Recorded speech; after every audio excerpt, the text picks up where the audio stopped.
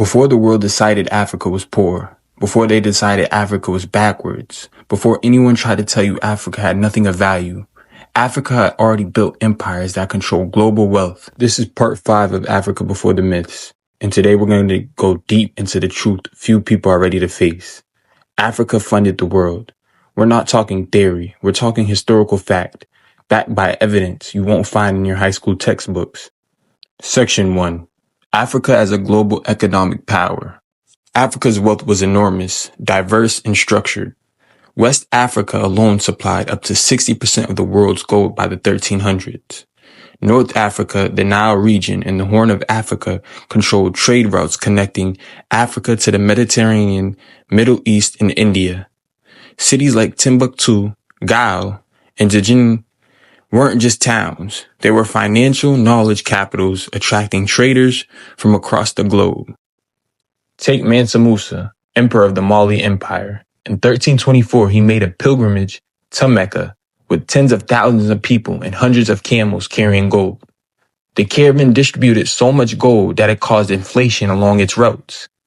People in Cairo and Mecca reportedly experienced temporary economic collapse because of the sudden influx. Maps of the period labeled the Mali Empire and its cities as places of legendary wealth, placing Africa at the center of the known world. Africa's wealth wasn't isolated to gold.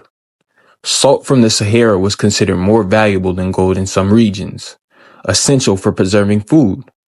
Ivory, cola, nuts, copper, and slaves were traded extensively, but it's crucial to note slavery existed worldwide. But Africa's trade networks were sophisticated and structured long before Europeans arrived. The continents of Europe and Asia were tied to African wealth.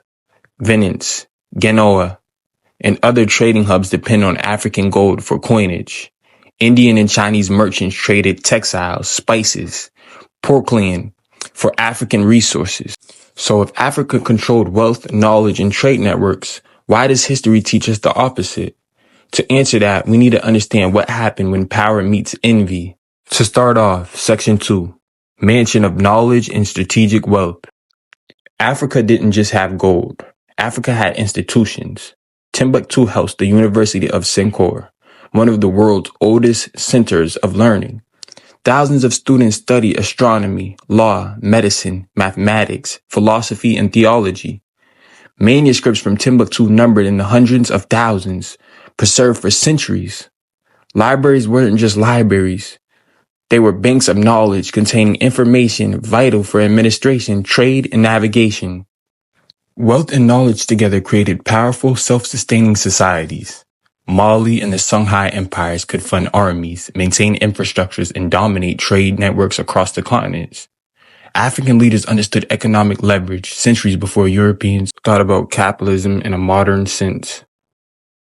This is where erasure becomes obvious. When Europeans began their colonial expansion, they couldn't justify invading equal civilizations. Africa had cities, governance, education, and currency. Erasing history became the tool of conquest. And this is exactly how Africa's wealth became the target and how the narrative was rewritten. Section 3. Why Africa's wealth was attacked. Wealth attracts envy. Africa's resources made it a prime target for extraction. European powers didn't just want land. They wanted gold, trade control, and human capital. But conquest alone wasn't enough. They needed a story to justify it. So Africa was rebranded. Kingdoms became tribes. Scholars became witch doctors. Wealthy cities were described as villages. Entire civilizations depicted as primitive. The goal was simple. You don't enslave equals. You erase them first. Africa's wealth didn't disappear. It was stolen, extracted, and relocated to fuel Europe's rise. Gold mines in Ghana, Mali, and Zimbabwe were trapped by European traders. Africa's intellectual contributions were ignored or plagiarized. This created myth of an empty continent waiting to be discovered. The erasure worked, but the truth cannot stay hidden forever. Here's my closing statements on how Africans can reclaim power. And African Americans. African Americans today are still affected by the same historical erasure. But here's the opportunity. Investing in the diaspora allows African Americans to reconnect with African economies and influence global markets. CBI, Citizens by Investment programs provide sovereignty, mobility, leverage, creating options beyond local constraints. Think strategically, supporting African industries and trade networks, strengthening shared economic power. Multiple passports give freedom from political and financial limitations, enabling global business and security. Diaspora unity transforms a historically marginalized population into a global economic force. Africa funded the world for centuries.